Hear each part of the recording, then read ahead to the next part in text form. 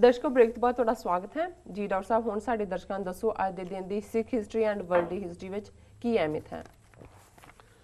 ਸਿੱਖ ਇਤਿਹਾਸ ਦੇ ਹਵਾਲੇ ਨਾਲ 1924 ਦੇ ਵਿੱਚ ਅੱਜ ਦੇ ਦਿਨ ਜਥੇਦਾਰ ਊਧਮ ਸਿੰਘ ਜਿਹੜੇ ਵਰਪਾਲਾ ਪਿੰਡ ਨਾਲ ਸੰਬੰਧਿਤ ਸੀ, ਉਹ 500 ਸਿੰਘਾਂ ਦਾ ਜਥਾ ਲੈ ਕੇ ਜੈਤੋ ਦੇ ਮੋਰਚੇ ਲਈ, ਜਿਹਨੂੰ ਸ਼ਹੀਦੀ ਜਥੇ ਦਾ ਨਾਮ ਦਿੱਤਾ ਜਾਂਦਾ ਸੀ, ਉਹਨਾਂ ਨੇ ਮਾਰਚ ਸ਼ੁਰੂ ਕੀਤਾ ਜੀ। ਔਰ ਜੈਤੋ ਦੇ ਮੋਰਚੇ ਬਾਰੇ ਬੜਾ ਸਪਸ਼ਟ ਹੈ ਕਿ ਵੀ ਬੇਸ਼ੱਕ ਇਸ ਦੀ ਸ਼ੁਰੂਆਤ ਇੱਕ ਸਿਆਸੀ ਮੰਗ ਦੇ ਤੌਰ 'ਤੇ ਹੋਈ।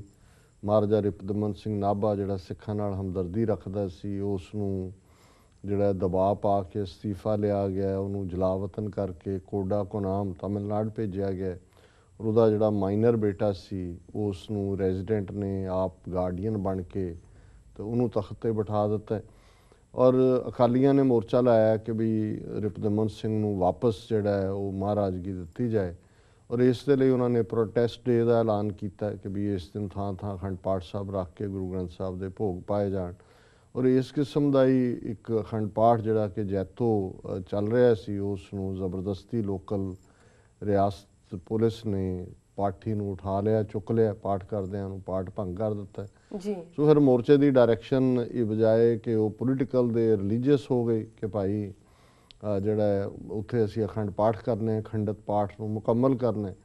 ਸੋ ਇਹ ਲੰਬਾ ਵਕਤ ਚੱਲਿਆ, ਫਰਸਟ੍ਰੇਸ਼ਨ ਵੀ ਵਧੀ। ਪਹਿਲੇ ਜਥੇ ਦੇ ਉੱਤੇ ਗੋਲੀ ਚੱਲੀ, ਬਹੁਤ ਸਾਰੇ ਸਿੰਘ ਸ਼ਹੀਦ ਹੋਏ, ਫਿਰ ਗ੍ਰਿਫਤਾਰੀਆਂ ਦਾ ਸਿਲਸਿਲਾ ਸ਼ੁਰੂ ਹੋਇਆ, ਅਖੀਰ ਸਰਕਾਰ ਬੈਂਡ ਵੀ ਕੀਤੀ। ਔਰ ਇਹ ਅਖੀਰਲਾ ਮੋਰਚਾ ਸੀ ਗੁਰਦੁਆਰਾ ਸੁਧਾਰ ਲਹਿਰ ਦਾ। ਉਸ ਤੋਂ ਬਾਅਦ 1924 ਦੇ ਅਖੀਰ ਦੇ ਵਿੱਚ ਜਿਹੜਾ ਉਹ ਗੁਰਦੁਆਰਾ ਐਕਟ ਦਾ ਡਰਾਫਟ ਜੇਲ੍ਹਾਂ ਦੇ ਵਿੱਚ ਸਰਕੂਲੇਟ ਹੋਇਆ, 1925 ਦੇ ਵਿੱਚ ਗੁਰਦੁਆਰਾ ਐਕਟ ਹੋਣ ਦੇ ਵਿੱਚ ਆਇਆ ਜੀ। 1992 ਦੇ ਵਿੱਚ ਅੱਜ ਦੇ ਦਿਨ ਪੰਜਾਬ ਵਿਧਾਨ ਸਭਾ ਚੋਣਾਂ ਜਿਹੜੀਆਂ ਕਿ ਐਲਾਨੀਆਂ ਗਈਆਂ, ਉਸ ਦਾ ਬਾਈਕਾਟ ਕੀਤਾ ਗਿਆ। ਹੁਣ ਬੇਸ਼ੱਕ ਇਹ ਜਿਹੜਾ ਇਸ਼ੂ ਹੈ ਆਲਮੋਸਟ 20+ ਈਅਰਸ ਪੁਰਾਣੇ, ਪਰ ਅੱਜ ਤੱਕ ਵੀ ਇਹ ਬਲੇਮ ਕੀਤਾ ਜਾਂਦਾ ਹੈ ਜੁਝਾਰੂ ਧਿਰਾਂ ਦੇ ਉੱਤੇ, ਖਾੜਕੂ ਧਿਰਾਂ ਦੇ ਉੱਤੇ ਕਿ ਜੀ ਉਹਨਾਂ ਨੇ ਪੰਜਾਬ ਵਿਧਾਨ ਸਭਾ ਚੋਣਾਂ ਫਰਵਰੀ 1992 ਜਿਹੜੀਆਂ ਹੋਣੀਆਂ ਸੀ ਜਾਂ ਹੋਈਆਂ, ਉਹਦਾ ਬਾਈਕਾਟ ਕਰਕੇ ਕਾਂਗਰਸ ਨੂੰ ਹਕੂਮਤ ਫੜਾ ਦਿੱਤੀ। ਬੇਅੰਤ ਸਿੰਘ ਦੀ ਸਰਕਾਰ ਬਣ ਗਈ, ਫਿਰ KP ਗਿੱਲ ਨਾਲ ਮਿਲ ਕੇ ਉਹਨੇ ਨੌਜਵਾਨਾਂ ਨੂੰ ਮਾਰਿਆ ਜੀ। ਜੇ ਜੁਝਾਰੂ ਬਾਈਕਾਟ ਨਾ ਕਰਦੇ, ਪਾਰਟਿਸਿਪੇਟ ਕਰਦੇ, ਆਪਣੀ ਸਰਕਾਰ ਬਣਾਉਂਦੇ ਤੇ ਮੂਵਮੈਂਟ ਦੀ ਹਿਸਟਰੀ ਹੋਰ ਹੁੰਦੀ। ਹਾਲਾਂ ਇਹ ਨਹੀਂ ਹੈ ਵੀ ਜਿਹੜੇ ਇਹ ਗੱਲ ਕਹਿੰਦੇ ਨੇ ਉਹਦੇ 'ਚ ਵਜ਼ਨ ਨਹੀਂ ਹੈ, ਪਰ ਜੇ ਤੁਸੀਂ ਕਿਸੇ ਚੀਜ਼ ਨੂੰ ਸਿਰਫ ਸਿੰਗਲ ਆਊਟ ਕਰਕੇ ਦੇਖੋਗੇ ਫਿਰ ਤਾਂ ਲੱਗੇਗਾ ਜੀ ਵਾਕਿਆ ਹੀ ਭਾਵੇਂ ਲੋਕਾਂ ਨੇ ਤਾਂ ਜੁਝਾਰੂਆਂ ਦੀ ਕਾਲ ਦੇ ਉੱਤੇ ਪੂਰਾ ਜਿਹੜਾ ਉਹ 94-95% ਹੀ ਬਾਈਕਾਟ ਹੋਇਆ। ਕਈ ਥਾਵਾਂ 'ਤੇ ਤਾਂ 2000 ਪਿੰਡਾਂ 'ਚ ਤਾਂ ਬਿਲਕੁਲ ਇੱਕ ਵੀ ਵੋਟ ਨਹੀਂ ਪਈ, ਔਰ ਕੁੱਲ ਮਿਲਾ ਕੇ 7-8% ਤੋਂ ਜ਼ਿਆਦਾ ਵੋਟਾਂ ਨਹੀਂ ਪਈਆਂ ਪੰਜਾਬ 'ਚ। ਲੇਕਿਨ ਉਸ ਸਰਕਾਰ ਨੂੰ ਵੀ ਮਾਨਤਾ ਦੇ ਦਿੱਤੀ ਸਰਕਾਰ ਨੇ, ਔਰ ਫਿਰ ਬੇਅੰਤ ਸਿੰਘ KP ਗਿੱਲ ਨੇ ਪੂਰਾ ਵਡਾਂਗਾ ਕੀਤਾ ਜੀ। ਲੇਕਿਨ ਜੇ ਤੁਸੀਂ ਟੋਟੋ ਦੇਖੋ ਕਿ ਜੂਨ 84 ਦੇ ਫੌਜੀ ਹਮਲੇ ਤੋਂ ਬਾਅਦ ਜਿਹੜਾ 85 ਦੀਆਂ ਚੋਣਾਂ ਹੋਈਆਂ ਵਿਧਾਨ ਸਭਾ ਦੀਆਂ ਲੌਂਗੋਵਾਲ ਅਕੋਰਡ ਤੋਂ ਬਾਅਦ, ਉਦੋਂ ਵੀ ਜੁਝਾਰੂ ਧਿਰਾਂ ਨੇ, ਕਿਉਂਕਿ ਜੂਨ 84 'ਚ ਫਾਈਨਲ ਡਿਸਾਈਡਿੰਗ ਲਾਈਨ ਲੈ ਲਈ ਸੀ ਪਿੰਡਾਂ ਵਾਲਿਆਂ ਦੇ ਸ਼ਬਦਾਂ ਦੀ ਰੌਸ਼ਨੀ ਦੇ ਵਿੱਚ ਹੀ ਕਿ ਭਾਈ ਅਸੀਂ ਜਿਹੜਾ ਜਿੱਦਣ ਫੌਜ ਨੇ ਹਰਿਮੰਦਰ ਸਾਹਿਬ ਦੀ ਹਦੂਦ 'ਚ ਪੈਰ ਪਾਇਆ, ਖਾਲਿਸਤਾਨ ਦੀ ਨੀਂਹ ਰੱਖੀ ਜਾਏਗੀ। ਸੋ 85 ਦੀਆਂ ਚੋਣਾਂ ਇਸ ਲਈ ਸੁਰਜੀਤ ਸਿੰਘ ਬਰਨਾਲਾ ਔਰ ਉਹਦੀ ਸਰਕਾਰ ਅਕਾਲੀਆਂ ਦੀ ਬਣੀ ਕਿ ਜੁਝਾਰੂਆਂ ਨੇ ਬਾਈਕਾਟ ਕੀਤਾ ਜੀ ਜੀ।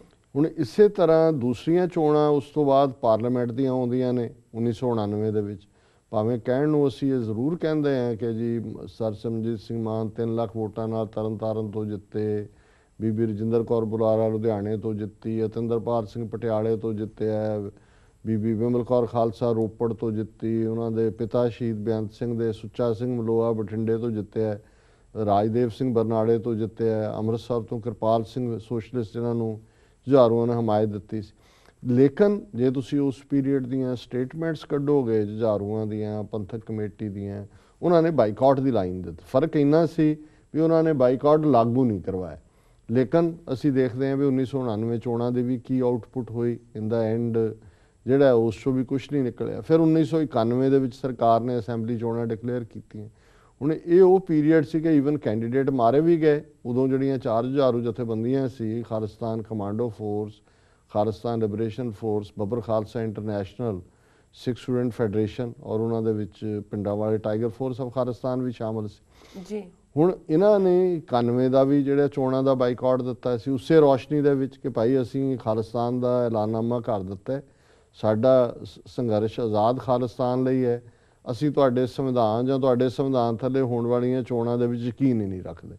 ਸੋ ਜਿਹੜਾ 1992 ਦਾ ਬਾਈਕਾਟ ਵੀ ਸੀ ਫਰਵਰੀ ਦਾ, ਉਹ ਇਸੇ ਰੌਸ਼ਨੀ 'ਚ ਹੀ ਸੀ ਜਿਹੜੀ ਕਿ ਕੰਸਿਸਟੈਂਟ ਪਾਲਿਸੀ 85 ਤੋਂ ਹੀ ਚੱਲ ਰਹੀ ਸੀ। ਹਾਂ, ਇੱਥੇ ਇਹ ਦੋ ਰਾਵਾਂ ਹੋ ਸਕਦੀਆਂ ਨੇ ਕਿ ਭਾਈ 84 ਤੋਂ ਬਾਅਦ ਜਿਹੜੇ ਸਾਡੀ ਇਹ ਮੂਵਮੈਂਟ ਚਲਾਉਣ ਵਾਲੇ ਸੀ, ਜੇ ਉਹਨਾਂ ਨੇ ਇਹ ਸਟ੍ਰੈਟਜੀ ਬਣਾਈ ਹੁੰਦੀ ਕਿ ਇੱਕ ਪਾਸੇ ਹਥਿਆਰਬੰਦ ਸੰਘਰਸ਼ ਜਾਰੀ ਹੈ ਜੀ, ਦੂਸਰੇ ਪਾਸੇ ਇੱਕ ਪੋਲੀਟੀਕਲ ਪਾਰਟੀ ਜਿਵੇਂ IRA ਨੇ, ਜਿਨ੍ਹਾਂ ਨੇ ਆਇਰਲੈਂਡ ਦੀ ਸਟਰਗਲ ਲੜੀ ਜਿੱਤੀ, ਉਹਨਾਂ ਨੇ ਆਪਣਾ ਪੋਲੀਟੀਕਲ ਵਿੰਗ ਬਣਾਇਆ ਸੀ ਸ਼ਿਨ ਫੇਨ, ਔਰ ਇੱਕ ਸਟੇਜ ਤੇ ਸ਼ਿਨ ਫੇਨ ਨੇ ਚੋਣਾਂ ਦੇ ਵਿੱਚ ਪਾਰਟਿਸਿਪੇਟ ਵੀ ਕੀਤਾ ਔਰ ਬਾਅਦ ਦੇ ਵਿੱਚ ਉਹਨਾਂ ਨਾਲ ਐਗਰੀਮੈਂਟ ਵੀ ਹੋਇਆ। ਜੇ ਇਸ ਕਿਸਮ ਦਾ ਸਟਰਕਚਰ ਬਣਿਆ ਹੁੰਦਾ ਫਿਰ ਇੱਕ ਤਾਂ ਅਕਾਲੀ ਵਾਪਸ ਨਹੀਂ ਸੀ ਆਣੇ, ਇਹੀ ਟਰੇਟਰ ਬਾਦਲ, ਟੌੜੇ, ਤਲਵੰਡੀ, ਬਰਨਾਲੇ ਉਹੀ ਵਾਪਸ ਆਉਂਦੇ ਰਹੇ। ਸੋ ਮੈਂ ਸਮਝਦਾ ਵੀ ਜਿਹੜੀ ਜੇ ਫਲਾਹ ਜਾਂ ਕਮਜ਼ੋਰੀ ਹੈ ਤੇ ਉਹ 84 ਤੋਂ ਬਾਅਦ ਦੀ ਇਸ ਸਟ੍ਰੈਟਜੀ 'ਚ ਹੈ ਕਿ ਅਸੀਂ ਸਾਰੀ ਟੇਕ ਹਥਿਆਰਬੰਦ ਸੰਘਰਸ਼ ਦੇ ਉੱਤੇ ਰੱਖੀ, ਅਸੀਂ ਆਪਣਾ ਸਿਆਸੀ ਵਿੰਗ ਫਲੋਟ ਨਹੀਂ ਕੀਤਾ। ਫਰਵਰੀ 92 ਦੀਆਂ ਚੋਣਾਂ ਨੂੰ ਸਿੰਗਲ ਆਊਟ ਕਰਨਾ ਕਿ ਜੀ ਜੇ ਉਦੋਂ ਨਾ ਕਰਦੇ ਤਾਂ ਕੀ ਹੋ ਜਾਂਦਾ, ਇਹ ਠੀਕ ਨਹੀਂ ਹੈ ਜੀ। ਵਰਲਡ ਹਿਸਟਰੀ ਦੇ ਹਵਾਲੇ ਨਾਲ 1775 'ਚ ਅੰਗਰੇਜ਼ੀ ਪਾਰਲੀਮੈਂਟ ਨੇ ਇਹ ਡਿਕਲੇਅਰ ਕੀਤਾ ਕਿ ਇਹ ਮੈਸਾਚੂਸਟਸ ਦੀ ਜਿਹੜੀ ਕਾਲੋਨੀ ਹੈ ਉਹ ਰਿਬੈਲੀਅਨ ਦੇ ਉੱਤੇ ਆ ਗਈ ਔਰ ਅਸੀਂ ਇਹਨੂੰ ਮਾਨਤਾ ਨਹੀਂ ਦਿੰਦੇ ਜੀ। 1863 ਦੇ ਵਿੱਚ ਪਹਿਲਾ ਫਾਇਰ ਐਕਸਟਿੰਗੁਇਸ਼ਰ ਪੇਟੈਂਟ ਜਿਹੜਾ ਹੈ ਉਹ ਮਿਸਟਰ ਐਲੈਂਸਨ ਕਰੇਨ ਨੇ ਲਿਆ। 1867 ਦੇ ਵਿੱਚ ਨੇਬਰਾਸਕਾ ਅਮਰੀਕਾ ਦੀ 37ਵੀਂ ਸਟੇਟ ਬਣੀ। 1870 'ਚ US ਆਰਮੀ ਨੇ US ਨੈਸ਼ਨਲ ਵੈਦਰ ਸਰਵਿਸ ਜਿਹੜੀ ਹੈ ਇਸ ਨੂੰ ਐਸਟੈਬਲਿਸ਼ ਕੀਤਾ। 1885 'ਚ ਪਹਿਲਾ ਜਾਪਾਨੀ ਜਿਹੜਾ ਹੈ ਉਹ ਹਵਾਈ ਦੇ ਵਿੱਚ ਪਹੁੰਚਿਆ। 1904 'ਚ ਜਾਪਾਨ ਨੇ ਰਸ਼ੀਆ ਦੇ ਖਿਲਾਫ, ਇਹ ਵੀ ਇੱਕ ਟਕਰਾਅ ਸੀ 20ਵੀਂ ਸਦੀ ਦੀ ਬਿਗਨਿੰਗ, ਰਸ਼ੀਆ ਦੇ ਖਿਲਾਫ ਜੰਗ ਦਾ ਐਲਾਨ ਕੀਤਾ। 1909 'ਚ ਪਹਿਲਾ ਫੈਡਰਲ ਲੈਜਿਸਲੇਸ਼ਨ ਆਇਆ ਕਿ ਜਿਹਦੇ ਥੱਲੇ ਓਪੀਅਮ ਜਾਂ ਦੂਸਰੀਆਂ ਨਾਰਕੋਟਿਕਸ ਇਸ ਦੇ ਉੱਤੇ ਪਾਬੰਦੀ ਲਾਈ। 1926 'ਚ ਇਹ ਜਿਹੜੀ ਹੈ ਜਾਰਜੀਆ ਦੇ ਸਕੂਲਾਂ 'ਚ, ਐਟਲਾਂਟਾ 'ਚ ਇਸ ਦੇ ਉੱਤੇ ਪਾਬੰਦੀ ਲੱਗ ਗਈ ਕਿਉਂਕਿ ਬਾਈਬਲ ਦਾ ਪ੍ਰਭਾਵ ਸੀ ਕਿ ਥਿਊਰੀ ਆਫ ਐਵੋਲਿਊਸ਼ਨ ਕਿ ਬੰਦਾ ਬਾਂਦਰਾਂ 'ਚੋਂ ਆਇਆ, ਇਹ ਪੜ੍ਹਾਈ ਨਹੀਂ ਜਾ ਸਕਦੀ ਸਕੂਲਾਂ 'ਚ, ਡਾਰਵਿਨ ਦੀ, ਇਸ ਤੇ ਪਾਬੰਦੀ ਲੱਗੀ।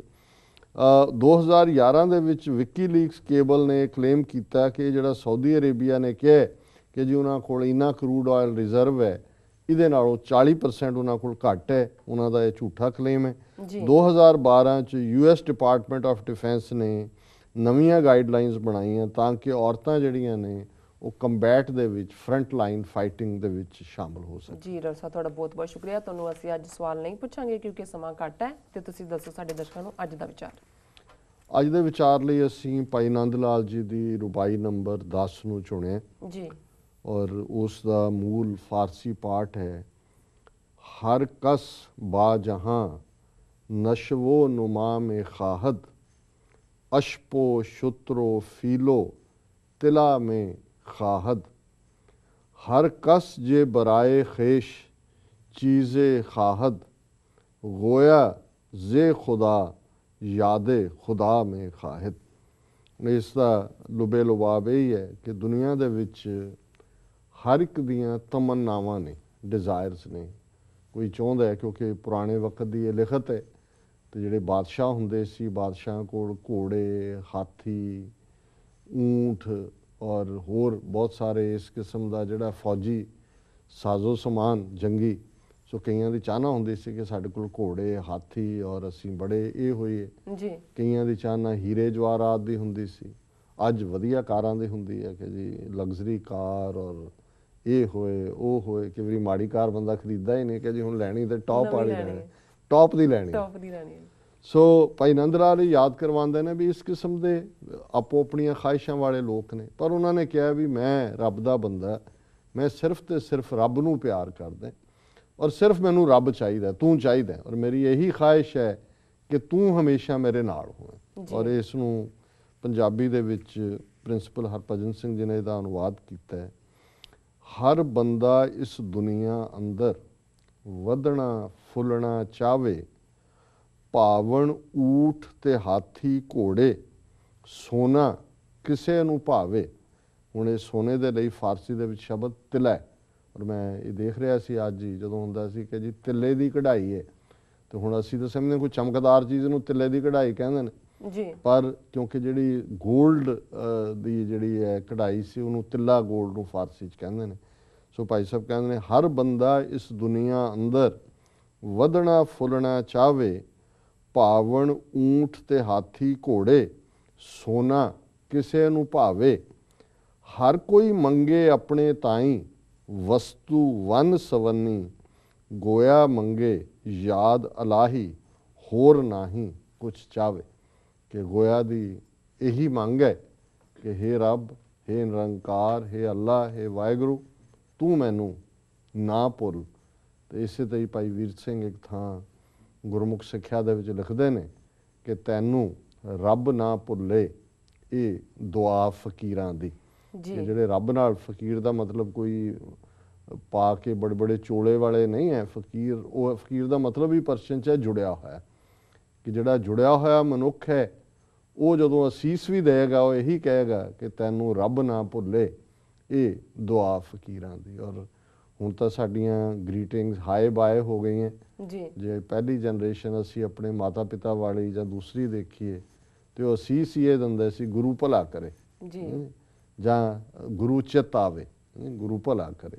ਜੀ, ਸੋ ਇਹੀ ਭਾਈ ਨੰਦ ਲਾਲ ਦੀ ਚਾਹਨ ਹੈ, ਔਰ ਮੈਂ ਸਮਝਦਾ ਵੀ ਇਹ ਹਰ ਸਿੱਖ ਦੀ ਚਾਹਨ ਹੈ ਕਿ ਨਿਰੰਕਾਰ ਜਿਹੜਾ ਵਿਸਰ ਨਹੀਂ ਦਾਤਾਰ, ਆਪਣਾ ਨਾਮ ਦਿਓ, ਆਪਣਾ ਨਾਮ ਦੇਹੋ, ਗੁਣ ਗਾਵਾਂ ਦਿਨ ਰਾਤ, ਨਾਨਕ ਚਾਹੋਏ ਹੋ। ਸੋ ਇਹ ਅੱਜ ਦਾ ਵਿਚਾਰ ਹੈ। ਜੀ ਡਾਕਟਰ ਸਾਹਿਬ, ਇਸ ਨਾਲ ਆਪਣੇ ਵਿਊਜ਼ ਕੋਲ ਨੇ ਇਜਾਜ਼ਤ। ਵਿਊਅਰਸ, ਸਾਡੇ ਪ੍ਰੋਗਰਾਮ ਦਾ ਸਮਾਂ ਇੱਥੇ ਹੀ ਸਮਾਪਤ ਹੁੰਦਾ। ਤੁਸੀਂ ਆਪਣੀ ਰਾਏ ਤੇ ਸੁਝਾਅ ਸਾਨੂੰ ਭੇਜਣਾ ਭੁੱਲਣਾ ਸਾਡੇ ਇਸ ਪਤੇ ਤੇ sos@tv84.tv ਤੇ। ਅਸੀਂ ਆਪਣਾ ਪ੍ਰੋਗਰਾਮ ਲੈ ਕੇ ਫਿਰ ਦੁਬਾਰਾ ਤੁਹਾਡੇ ਸਾਹਮਣੇ ਹੋਵਾਂਗੇ। ਤਦ ਤੱਕ ਲਈ ਮੈਨੂੰ ਤੇ ਆਪਣੇ ਦਰਸ਼ਨ ਨੂੰ ਆਗਿਆ ਦਿਓ ਤੇ ਬੁਲਾ ਦਿਓ ਫਤਿਹ। ਵਾਹਿਗੁਰੂ ਜੀ ਕਾ ਖਾਲਸਾ, ਵਾਹਿਗੁਰੂ ਜੀ ਕੀ ਫਤਿਹ। ਵਾਹਿਗੁਰੂ ਜੀ ਕੀ ਫਤਿਹ।